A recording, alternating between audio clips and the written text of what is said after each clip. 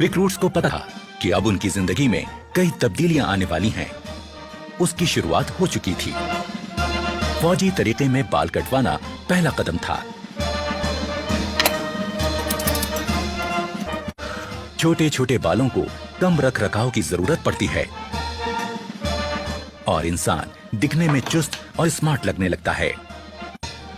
पहला कदम तय करने के बाद इनका अगला पड़ाव है बटालियन स्टोर। यहां रिक्रूट्स को अलग अलग किस्म की फौजी वर्दियां बांटी जाती हैं।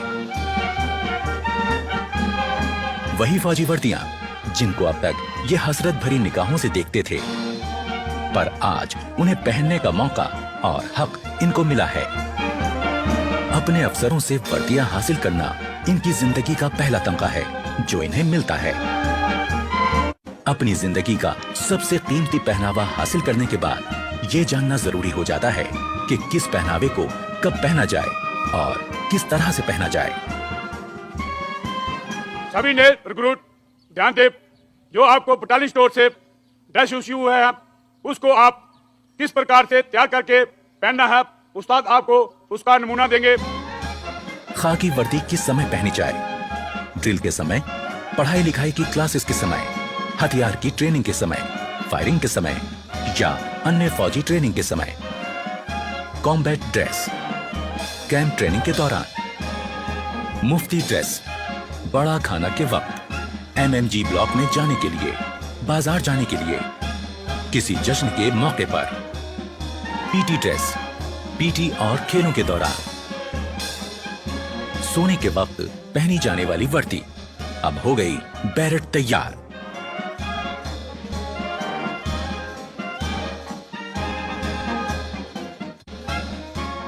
शोल्डर बैच को सरकाकर एकदम नीचे की तरफ लगाएं, जिससे वो ढीला ना रहे।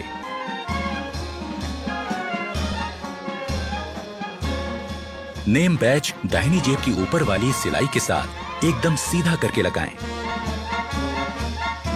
बेल्ट को सेट करने से पहले दाहिने हाथ में मुड़ा हुआ कुंडा और बाएं हाथ में सुराख वाला कुंडा पकड़ें।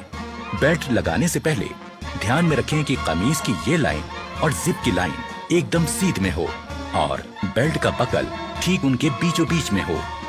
बैक साइड के ये दो कुंडे पिछले वाले लूप से बराबर दूरी पर रहें। आगे से बकल बंद करने के बाद इस प्रकार कमीज की सिलवटें निकाल लें, आगे और पीछे दोनों तरफ से। ड्रेस पहनने के बाद कमीज के ऊपरी 3 बटन दिखने चाहिए, ना कम ना ज्यादा। पैंट पहनने के बाद जूते के केवल 2 फीते ही दिखने चाहिए।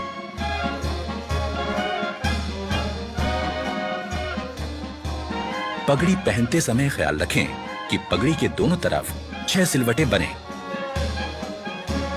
पगड़ी के बीच में दिखने वाली लाल पट्टी की लंबाई 1.25 इंच और चौड़ाई 1.5 इंच होनी चाहिए। कॉम्बैट ड्रेस में आगे की तरफ लगा पाउच इस्तेमाल होगा एम्यूनिशन रखने के लिए, जिससे फौजी के हाथ खाली रहें। पीछे लगे बैग में होगा एम्यूनिशन के साथ गुजारे लायक जरूरी सामान। मुफ्ती ड्रेस, नाइट ड्रेस और पीटी ड्रेस को पहनते समय भी ये ध्यान रखना है कि वो साफ सुथरी हों और सलीके से पहनी गई हों। पहनना सीख लेने के बाद अब जरूरी है अपनी वर्दी और सामान को सही तरह से रखना। सबसे पहले हर रिक्रूट को अपना खास आर्मी नंबर लिखकर अपने हर सामान में लगा देना है। अपने लॉकर्स पर बने शेल्फ पर रोजमर्रा का सामान रखना है और हैंगर्स का इस्तेमाल अपनी वर्दी टांगने के लिए करना है।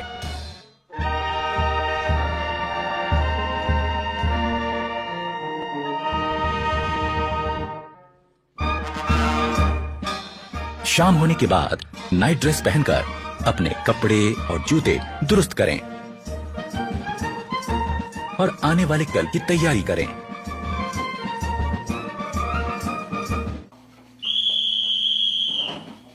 ठीक 10 बजे की सीटी ऐलान करती है सोने के वक्त का।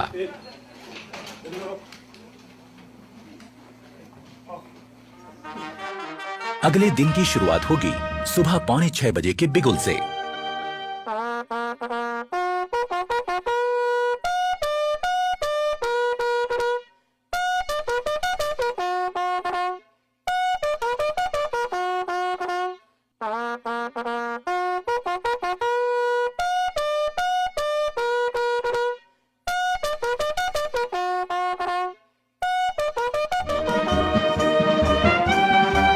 सुबह की चाय मदद करती है आंखों की नींद ठीक से भगाने में।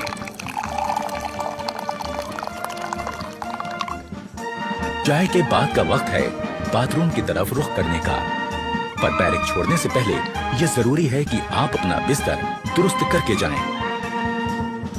अपने स्लीपिंग बैग को ठीक से समेटें और बिस्तर सीधा और साफ करें।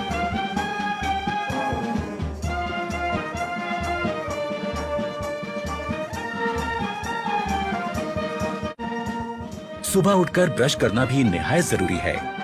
ये सुबह सुबह आपको ताजगी का एहसास देता है।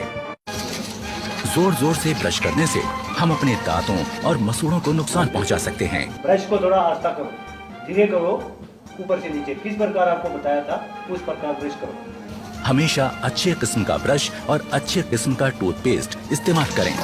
शहरी किस्म के टॉयलेट्स इस्तेमाल करते समय ये जरूरी है कि हम इस्तेमाल के बाद ऊपर लगे फ्लश के इस बटन को घुमा दें। इससे निकलने वाले पानी के बहाव से टॉयलेट की सीट साफ हो जाएगी।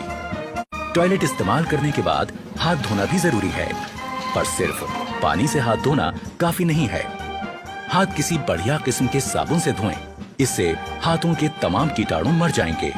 एक रौबदार और खुशनुमा शख्सियत के लिए जरूरी है चेहरे का रुआब, और इसे पाने के लिए जरूरी है कि हम रोज सुबह शेव करें।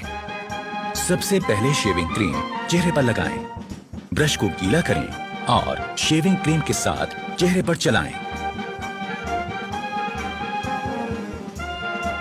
चेहरे पर शेविंग क्रीम अच्छी तरह से लग जाने के बाद ब्लेड लगाकर अपना रेजर तैयार करें। ख्याल रहे कि आपका रेजर और ब्लेड अच्छी क्वालिटी का हो, और जब रेजर चेहरे पर सख्त लगने लगे तो उसका ब्लेड बदल दें। धीरे धीरे इस प्रकार चेहरे पर लगी क्रीम वाले हिस्से पर रेजर को चलाएं। रेजर दाढ़ी के बड़े बाल काटता चला जाएगा। शेव हो जाने के बाद तौलिए से अपना मुंह साफ करें। इसके बाद आपको लगाना है आफ्टर शेव लोशन। यूं होगी दिन की शुरुआत एक तरोताजा चुस्त दुरुस्त रिक्रूट की।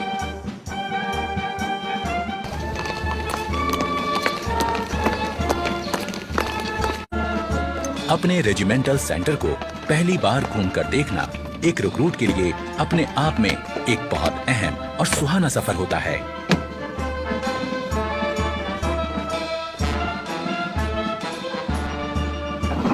रेजिमेंटल सेंटर को करीब से देख लेने के बाद अब रिक्रूट्स को पता चल जाता है कि उनका नया घर कैसा है। नए आए रिक्रूट्स के लिए ये भी जान लेना जरूरी है कि खान पान का सही तरीका क्या है। डाइनिंग हॉल में जाने से पहले रिक्रूट्स के अफसर उनको हिदायत देते हैं कि डाइनिंग हॉल में किस तरह जाएं और खाना लें। खाने से पहले और बाद में हाथ धोना निहायत जरूरी है।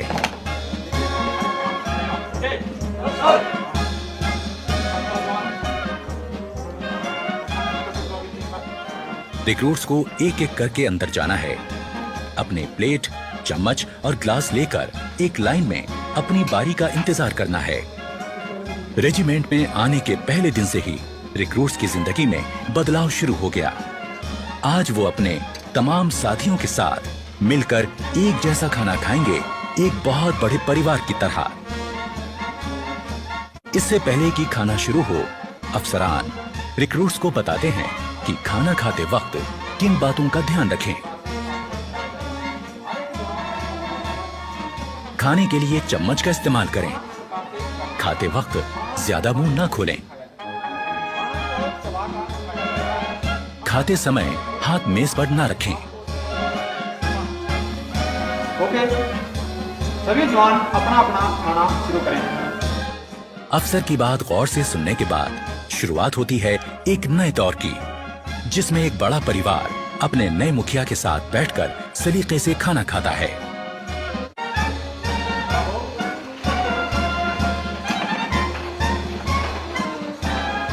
खाने के बाद सबको एक साथ उठकर बाहर जाकर अपने बर्तन धोकर रखने होते हैं।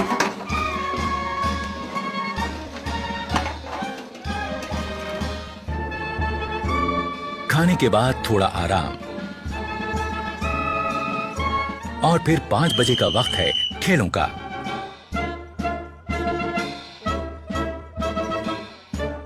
खेलों से शरीर तंदुरुस्त रहता है और चुस्ती फुर्ती कायम रहती है।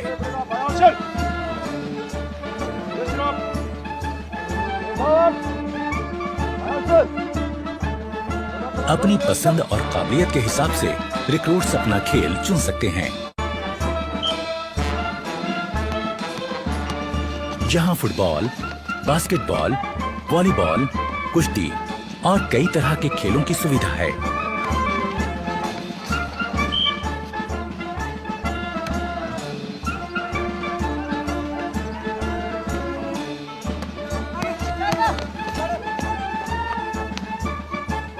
शाम होते ही क्वार्टर गार्ड से निकलती बिगुल की आवाज दिन की कार्यवाही खत्म होने का ऐलान करती है।